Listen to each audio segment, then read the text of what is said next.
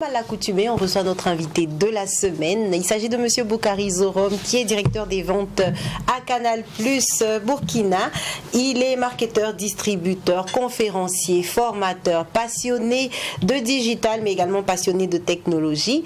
Et c'est un plaisir de le recevoir. Bonjour Monsieur Zorom. Bonjour Heidi, bonjour Lynn. Bonjour. Bonjour à tous les téléspectateurs. Comment ça va? Ça va très bien, merci. Et vous-même? Nous, ça va.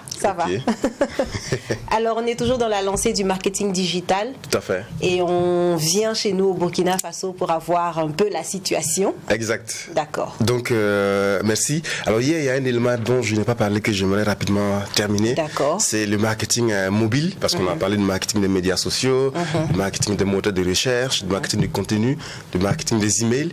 Et aujourd'hui, rapidement, sur le marketing mobile. D'accord. Le marketing mobile, c'est l'ensemble de toutes les stratégies marketing multicanaux qui sont utilisées pour pouvoir toucher les utilisateurs sur les appareils mobiles. Donc quand on parle d'appareils mobiles, c'est les téléphones portables, la tablette, les consoles de jeux. Parce que de plus en plus, les consoles de jeux se connectent à Internet et vous pouvez toucher des utilisateurs sur ces consoles avec la publicité ou encore des offres. Donc toute l'approche qui se met autour permet de pouvoir toucher ces personnes-là, parce que dans le monde, en termes de consommation, l'Internet se consomme en majorité à plus de 50%, voire 60% dans certains cas, sur le mobile. On se rappelle en 2004, Facebook, ce qui a vraiment lancé Facebook, c'est le mobile. Au début, c'était plutôt Internet, mais dès les premiers instants, Facebook a lancé une application mobile. En 2007, notamment avec l'apparition de l'iPhone, déjà, je pense que sur la deuxième génération de iPhone, Facebook était déjà embarqué sur les téléphones. Comme aujourd'hui, quand vous achetez un Android, il y a déjà des applications préinstallées. WhatsApp, Facebook, etc. Ça a permis que très vite les développements se fassent par rapport à d'autres services comme à l'époque, pour ceux qui se rappellent, Hi5, MySpace, qui n'ont pas pu percer. Pas parce qu'ils ne sont pas allés sur le mobile, mais le développement de Facebook sur le mobile et d'autres approches ont permis rapidement de pouvoir se développer. Donc pour faire cette approche marketing mobile, donc il peut se faire soit via SMS, on va en parler, via email, parce que lorsque vous envoyez un email sur un téléphone portable et qu'il y a une image, vous n'allez pas avoir la même taille que sur un ordinateur ou encore une tablette, parce que les écrans ne sont pas les mêmes. Donc il faut optimiser l'affichage sur les différents écrans en fonction de la taille. Les applications mobiles également sont des stratégies de politique marketing digital, du moins parce que c'est vrai qu'au Burkina, de plus en plus on le fait, mais dans d'autres pays, l'application en elle-même du moins est un moyen de communication à part entière. Donc et les sites web, etc. Donc le marketing mobile aujourd'hui, c'est l'un des concepts, un très puissant concept, et on en parlera tout à l'heure lorsque je veux parler du Burkina, et vous verrez qu'au Burkina, vous ne pouvez pas faire une stratégie de marketing digital en ne laissant pas une grosse part sur la partie mobile. D'accord. Comment se passe comment il se porte en fait le marketing digital au Burkina?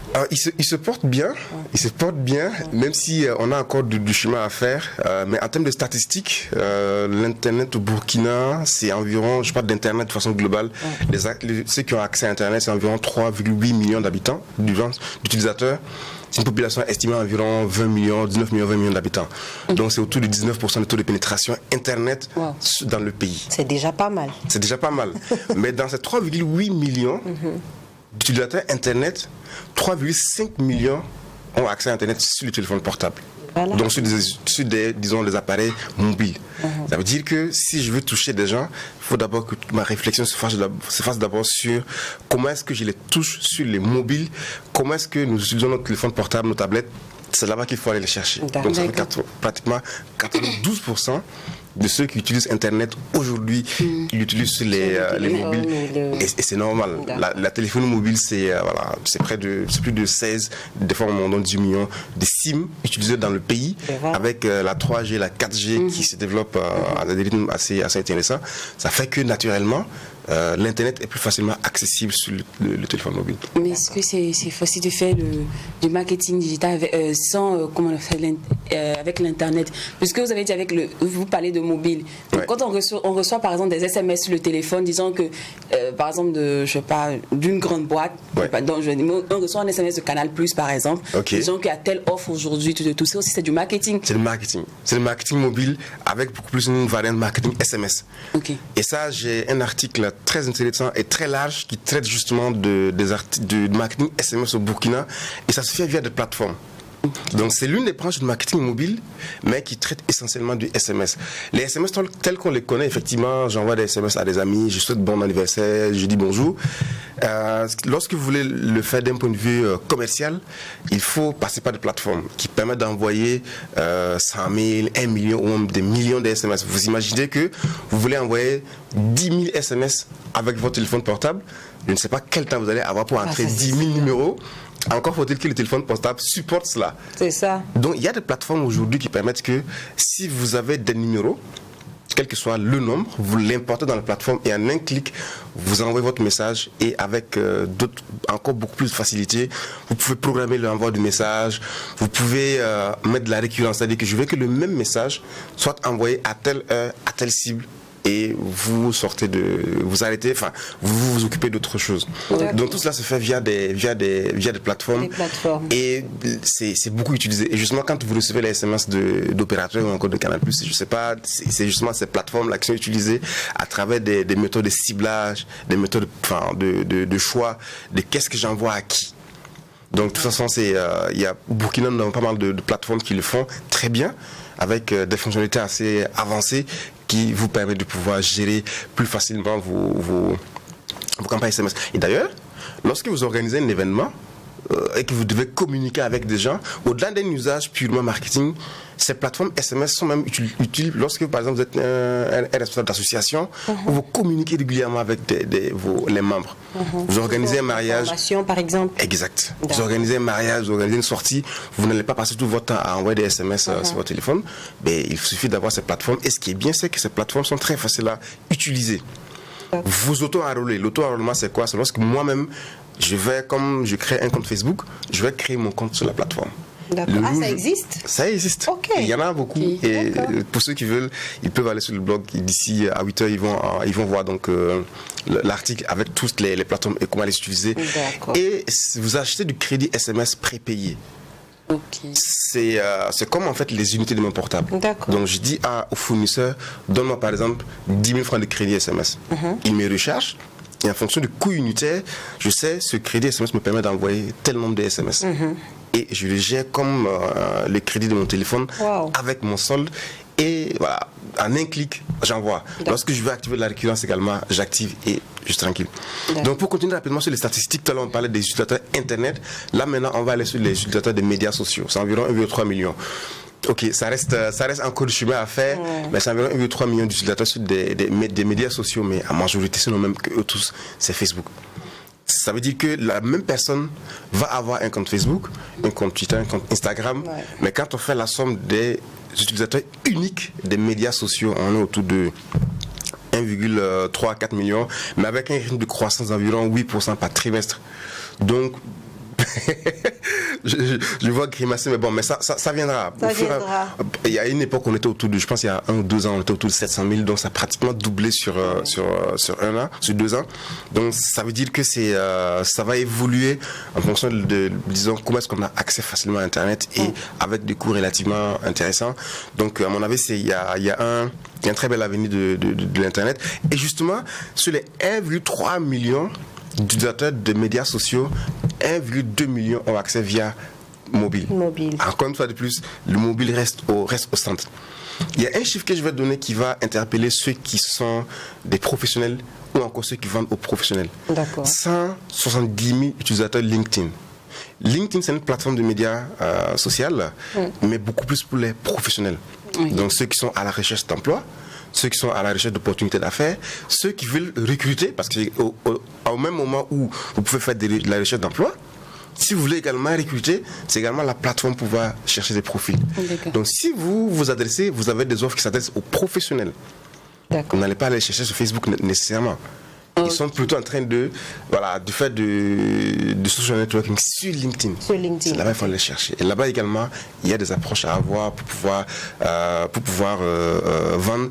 Parce que si vous faites du B2B, donc business to de la vente aux entreprises, vous parlez aux décideurs, aux influenceurs des décisions. C'est là-bas ils sont. Les DAF sont là-bas, les DG sont là-bas, les directeurs commerciaux sont là-bas. Donc si vous avez quelque chose qui peut les intéresser, c'est là-bas il faut aller parler. Ah, d'accord. Là, je crois il faudra que vous répétez encore. Parce que là, il a dit, si vous voulez parler au DG, au PDG, c'est là-bas qu'ils sont. Donc, prononcez mieux encore cette application. LinkedIn. C'est L-I-N-K. Donc, link comme to link. Et D, donc tout est collé I-N. Donc LinkedIn. Si vous n'avez pas encore de profil aujourd'hui, n'hésitez pas à créer. Ça vous permet de pouvoir avoir des opportunités d'être recruté, encore de recruter.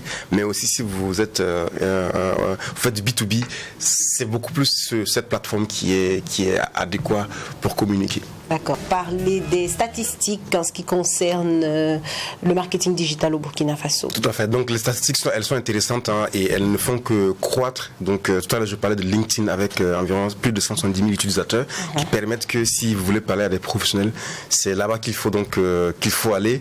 Mais généralement, ce qu'il faut faire, c'est d'avoir une plateforme multicanal.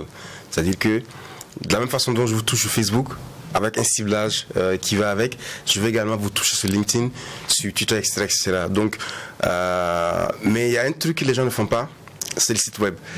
Ce que j'ai remarqué, c'est que des gens, lorsqu'ils lancent un business, le premier réflexe, mais qui est très bien, c'est pas mauvais, mais après, c'est pas complet. C'est lorsque vous allez ouvrir une page Facebook, inviter vos amis à liker, et ça s'arrête à là. Moi, je reçois souvent des gens qui m'invitent à aimer des pages Facebook. C'est pas suffisant. C'est pas suffisant.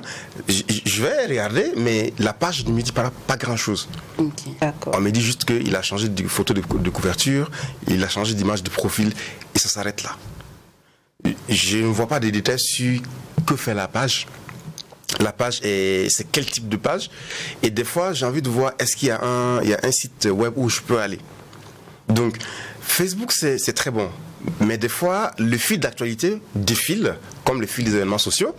Et naturellement, et ça nous arrive tous, je vois une information encore, quelque chose sur Facebook, par paresse, je ne prends pas de notes, je ne fais pas de capture d'écran. Quelque temps après, je me rappelle que j'avais vu telle chose, je veux repartir chercher. En tout cas, si vous avez déjà fait l'expérience, vous vous rendez compte que c'est très difficile de retrouver. Oui. Donc, c'est normal parce que Facebook, ça défile. Il y a de la mémoire, mais il faut aller vraiment le fouiller. C'est pour cela que c'est intéressant d'avoir un site web où les informations sont beaucoup plus, je ne dirais pas statiques, mais une fois que l'information est publiée, même si vous changez le site web avec des modèles de recherche internes, très facilement, quelqu'un peut vous retrouver l'information. Donc, il ne faut pas juste se limiter sur Facebook qui semble gratuit et facile. Pour avoir aujourd'hui un site web, ce n'est pas compliqué. On n'a pas besoin forcément d'être un informaticien. L'hébergement est payant, non? L'hébergement est payant, mais là encore, je ne veux pas dire que c'est pas cher, mais c'est pas les coûts disproportionnés auxquels on peut s'imaginer. D'accord. Donc c'est de l'ordre de quoi? Des fois, il y a certains qui vous proposent des hébergements à moins de, je pense, $100 l'année. L'année? Ouais, c'est bon. Et c'est en fonction de ce que vous voulez. Il y a le fait d'avoir votre URL, donc qui est payant, mais ça, une fois que vous le payez, ce sont des frais. Il faut expliquer ce que c'est que l'URL. L'URL, en fait, c'est l'adresse du site web. D'accord. Si on met www.tritivbf.com, ça c'est l'URL. Ok. Donc pour le réserver, il faut payer parce que si vous ne le payez pas, quelqu'un va l'utiliser. Si moi j'ai créé mon entreprise, établissement Zoran mes frères, et je ne prends pas le réflexe d'aller créer d'aller en fait créer l'URL, donc l'adresse web de ma société. Si quelqu'un le crée, il le réserve, je peux le prendre de même et je veux le négocier pour le payer. Et aujourd'hui, il y a des gens qui sont très malins et même souvent pervers, permettez-moi le terme. Lorsqu'ils veulent créer votre entreprise et qu'ils voient qu'il y a une opportunité, si vous ne réservez pas l'URL, ils vont vite faire aller le réserver. Parce que pour réserver, on ne vous demandera pas beaucoup d'informations. D'accord. Les jours où vous dites, mais maintenant là, c'est l'heure pour moi d'aller ouvrir une page web, créer un site web, vous allez taper l'URL, on dit que... Vous allez le racheter à celui qui l'avait réservé. Et là, vous n'avez pas d'autre choix. Donc, c'est vraiment recommandé, si vous n'avez pas encore d'URL pour votre d'adresse web pour votre entreprise, faites-le maintenant. Même si vous n'allez pas lancer, réservez au moins sur l'URL. D'accord. Est-ce que l'hébergeur compte aussi beaucoup? Oui, l'hébergeur compte beaucoup parce que si vous n'avez pas un hébergeur de qualité, après vous pouvez avoir des difficultés. Mais aujourd'hui, il y a pas mal d'hébergeurs comme Bluehost. Par exemple, WordPress.com va vous donner la possibilité d'avoir un hébergeur et également la création de votre plateforme de site web. D'accord. Donc, si vous allez juste taper sur Google hébergeur Internet, vous allez avoir une multitude de réponses. D'accord. Ouais. On fera l'état des lieux demain. On va continuer demain. Par le temps, d'accord. Merci une fois de plus d'avoir respecté ce rendez-vous matinal là, Monsieur Zorom. Au plaisir. Lynn, on se dit à demain. Oui. On se souhaite une bonne suite de programme. Moi, je vous retrouve tout à l'heure au Mac 12, c'est pour midi. Et je vous souhaite une excellente suite de programme. À bientôt.